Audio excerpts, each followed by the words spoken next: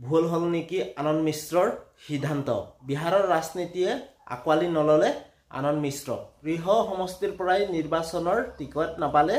আনন্দ মিশ্ৰই মাত্ৰ কেইটামান পূৰ্বৰ সময়লৈকে অসমত ড্ৰাগছৰ আৰু নকল সোণ বা অপৰাধীৰ বজাৰখনত দবদপাই আছিল আনন্দ মিশ্ৰই দবদপাই থাকি একাংশৰ মুখৰ কামৰণি আৰু একাংশৰ আদৰ্শ হৈ পৰা IPS আনন্দ মিশ্ৰই নিৰ্বাচনৰ আশাতে বিদায় দিছিল অসম তেওঁ এৰিছিল চাকৰি অৱশেষত বিহাৰৰ লোকসভা নিৰ্বাচনৰ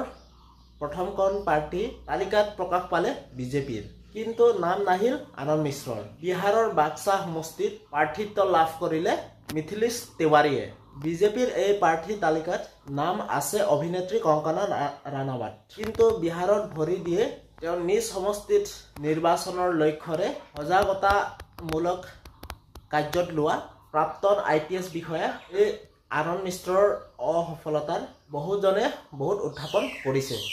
বহুতো প্ৰশ্ন কৰিছে বিহাৰত টিকেট নোপোৱা অৱদান আছে নেকি অসমৰো মুখ্যমন্ত্ৰী ডক্টৰ হিমন্ত বিশ্ব শৰ্মাই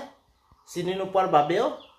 হ'ব পাৰে নেকি এই ৰিজাল্ট আনন্দ মিশ্ৰৰ IPS চাকৰি ত্যাগে এক প্ৰকাৰ জোকাৰণি সৃষ্টি কৰিছিল অসমত কিন্তু ৰাজনীতি ভৰি থোৱা খবৰত পকিয়াকৈ হকাও দিছিল সাধাৰণ ৰাজ্যত কাৰণ সাধাৰণ জনতাৰ চকুত প্ৰিয় বা দক্ষ তাৰকা হিচাপে আৰক্ষীৰ বিষয়ে পৰিচিত হৈ পৰিছিল আনন্দ মিশ্ৰ কিন্তু টিকট বঞ্চিত আনন্দ মিশ্ৰ এই